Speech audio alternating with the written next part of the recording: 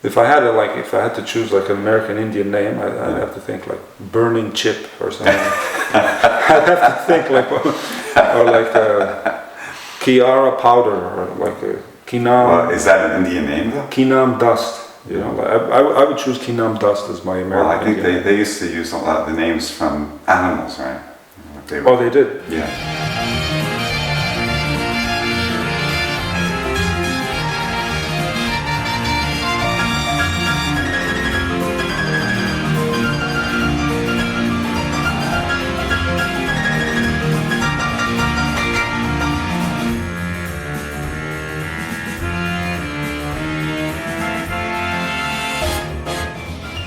I will show you what other people have done with iris, just to see, you know, like how you would compare that to the iris gris and the butters.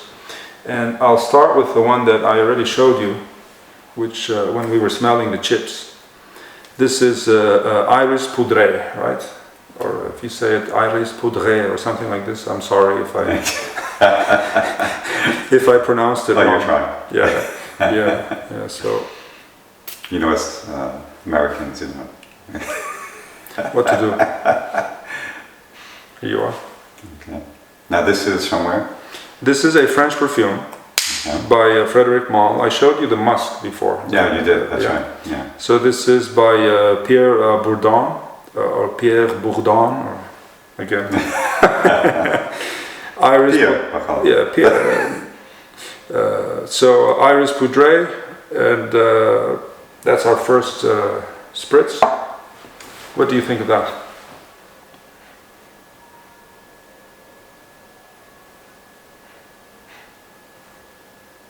Yeah. It's compared to the other ones you're saying, or just my initial? I mean, like, what do you make of it as a standalone? How do you contrast it to the rest? What are your, like, what comes to mind when you smell it? It does have the powdery, like sort of like the powdery smell. I can smell that. Right. That can be very tricky, because sometimes the powderiness is actually the musk that they use to fixate these things. Oh, they use musk to fix. Yes, there is a plethora of synthetic musks that go into fixating fragrances. Now you see, I sprayed but one they spray. always use that? I mean, As a rule. Oh, as a rule. Okay. There is no perfume, or let's just say there's technically no perfume without some kind of musk or some kind of animalic. Let's just say some type of animalic at the core or at the foundation of it.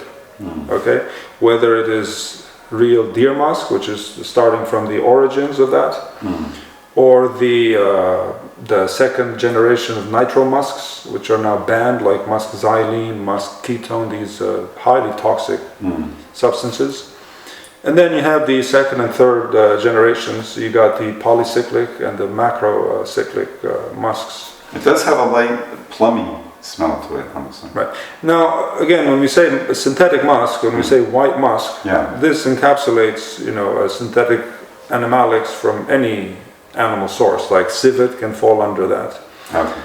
Ambergris can fall under that. Castoreum can fall under that. Hieracium can fall under that. There's many types of animal ingredients. Obviously, the top is the deer musk, and this one I haven't smelled this in a long time, so I forget what.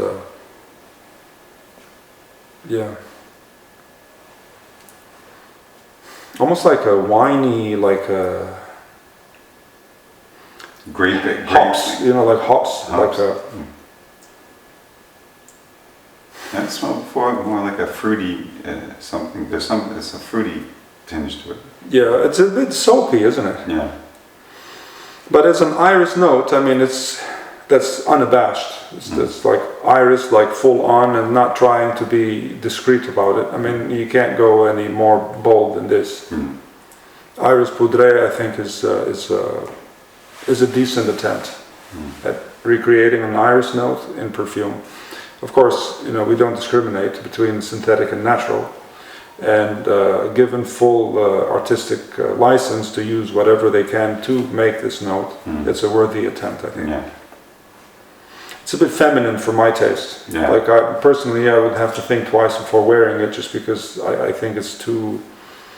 I'd rather smell it on a woman. Yeah. Personally, would you wear something like this? No, I don't think so. You wouldn't wear it? No. Well, I mean, for me, I'm an oudie type guy anyway. I mean, the sandalwood is something. Okay, I would wear something like that, sandalwood, even though it's different, obviously, than urban, but not as. It even has a subtleness to it, the sandalwood, for me. But something of the flowery stuff, there's very few that I would actually. If you think that that's too feminine, let's see what you think of this. Again, actually, I won't say anything until you. Yeah.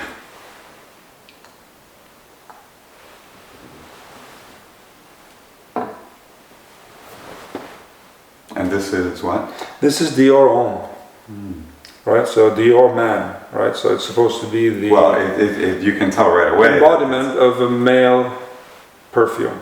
Right. Well, you can tell right away the difference between the two. I mean, this definitely is not feminine. In terms of gender definition. Yeah. And even the notes themselves, right? You can tell. Well, there's a lot more powdery musks in that. Yeah. There's tons. Well, that's probably what's bringing this out the way it is. That is loaded with musk. White musk, obviously, right? The powderiness, but you smell that there's that iris, that iron thread. Yeah, it's there. It's right? there. But I guess, like you're saying, the musk. I don't know, but that's right. I mean, the musk is going to be in all of them. Yeah. The musk is going to be in all of them. But it's definitely. I don't know. Is it the percentage they put in? Is it the type that they use? It could be the type.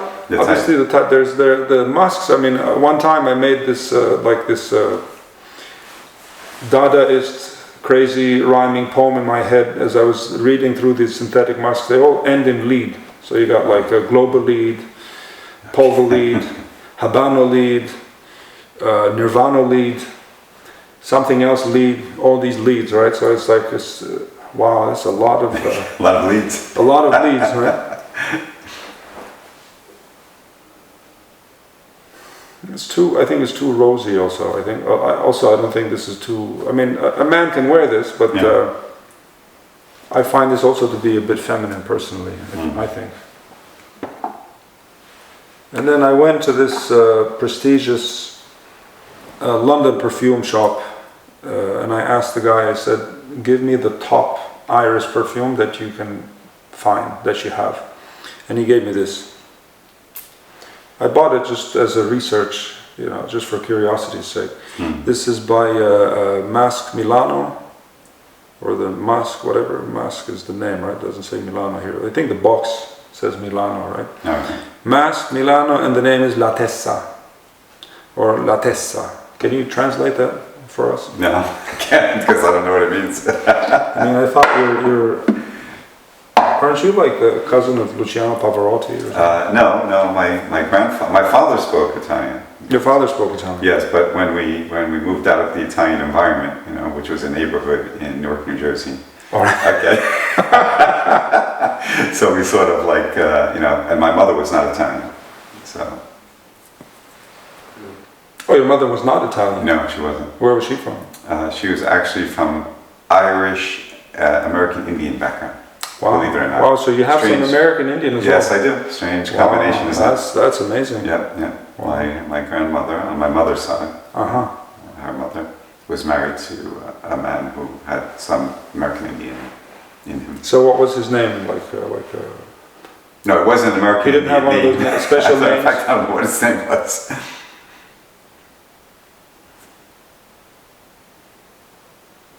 If I had to choose like an American Indian name, I'd have to think like Burning Chip or something. I'd have to think like, or like Kiara Powder, or like Kinam. Well, is that an Indian name though? Kinam Dust. I would choose Kinam Dust as my American. Well, I think Indian they used to use a lot of the names from animals, right?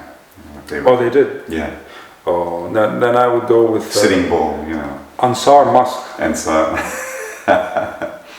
Yeah, that's part of an animal anyway, right? Or the musk, you mean the musk? I would actually, maybe I would make it Deer Musk, like that could be my American. Yeah, that actually could work. Yeah. Yeah, okay. Yeah. What do you think of that? It's nice. It's different than La Tessa. La Tessa. So this one he definitely It's used. more Italian than the other ones, actually. More Italian. Once you know the name, it's like. Or you mean it actually smells more Italian? No, I'm joking. All right. So this one actually uses hops. Yeah. Like a hop, CO2, I believe. Yeah. It's got rose, neroli. The rose, you can smell the rose on that. To me, it's more of a rose perfume than an iris. I don't pick up much of the iris note here. It could be that he restricted himself to the naturals, which once, as we mentioned, once you pair them with rose or jasmine, then bada bing, bada boom. It's like even in the dry down, you won't. In the dry down, you might get whiffs of it. Yeah. You know, but in the evolution phases of the scent, as it progresses from top to heart to base, you'll have rose mostly. I mean, yeah. You can smell it from here, actually. Yeah, the sillage is good on that one, but it's. And then this is something very basic. I mean, something just like entry-level iris perfume. What does that mean, entry level? I mean, you can buy this anywhere. This is not like niche perfume. It's not like a lot of research. I mean, probably a whole lot more research went into this than in the other ones. But it's something that is made to be sold in the mass market. Mainstream. So you can find this anywhere. It's I think it's affordable. You can get this for like less than $100, $80, $60, something like this. Right. What do you think? Lacoste Pour Femme. So this is Lacoste for women. So it's clearly similar to the meant to be a female fragrance. Yeah, it is similar to the first one in that to respect. The Poudre. Yeah, it has that. I can smell that powdery thing. Yeah, I mean this one is more. This one is more voluptuous. Obviously, the Poudre is. You're probably thanking me for not spraying you on your skin with all of these. Yes. Thank you a lot. Of course, my wife would be asking a lot of questions if I walked home with this spray on my skin. Yeah.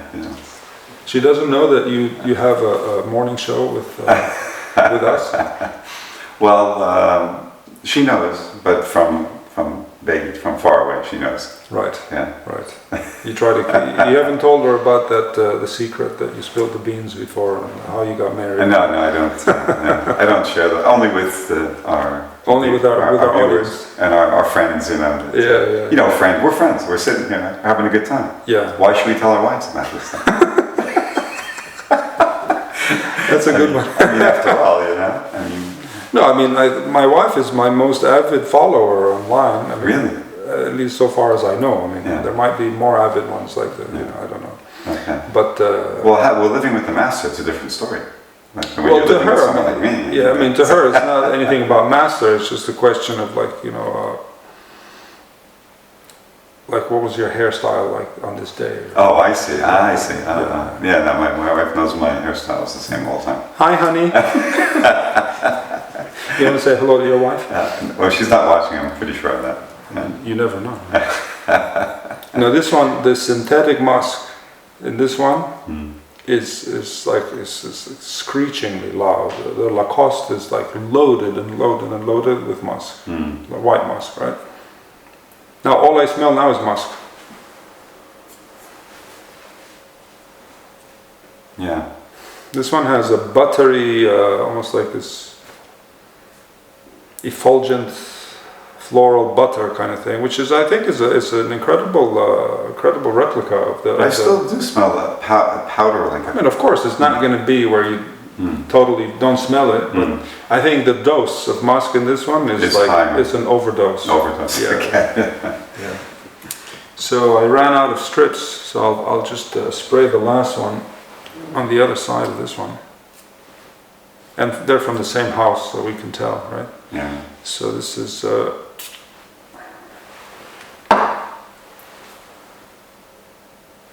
try that.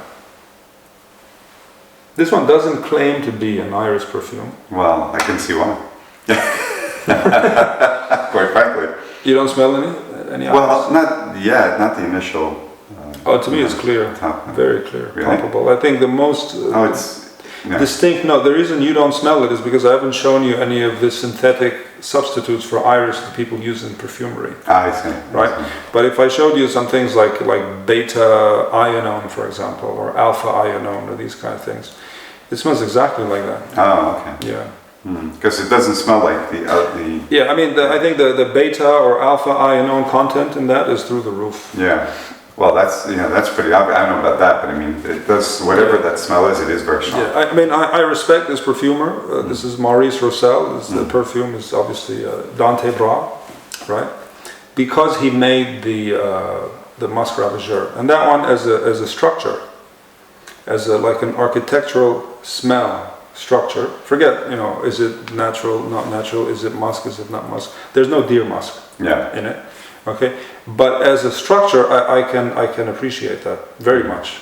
This one, not so much. Okay, it's not my. I don't think this is. I think this is like. Is your appreciation based only on the smell, or something else? When you evaluate the works that you see done. When you say about the smell, right? The smell is not going to be my cup of tea anyway. Yeah. Because personally, I mean, I would use something that is at least like 95%. Natural for me to even spray it, right? If it's like mostly synthetic. So you're talking about what they've accomplished with what they have. Yes, I'm talking about the edifice. Yeah. The structure. Yeah. The scent pyramid. How did he build it? Okay. Okay. As a feat in perfumery, and you have to give like a blank check. They use whatever you want, right? From the most expensive to the cheapest. And with what he chose to use. Obviously, these guys, they have budgets that they have to work with. Yeah, of course. Yeah. So I say, like, if you gave someone like, obviously, Maurice Rossel, all of my ouds and all of my musks and all of my sandalwoods and all these things, you probably get something, I would like to think, something that is incredible. Like, imagine if they want to do something that has no price limit, but then you'd be looking at like, 10,000 a bottle. Yeah. How much would it come to? Yeah, of course. It's all within a framework, obviously. Do you smell iris now? Oh, yeah. Now I can smell. Yeah. But you can tell that it's not the butter. No, it's not like the butter, this. no. It's like a look-alike, right? Like the synthetic replica of it. Yeah, I can smell it now. Yeah. It is strong, though. Yeah. Strong. Talking about imitating these guys, you asked me a very salient question before. You said, have you tried to do anything like these? I want to show you my attempts at an iris perfume now. Okay. And I want you to tell us how similar or how dissimilar or how successful or how much of a failure they are. Oh, you're putting me in a very difficult situation. No, come on, just trash my work. Just be honest. Just put it out there, whatever you think.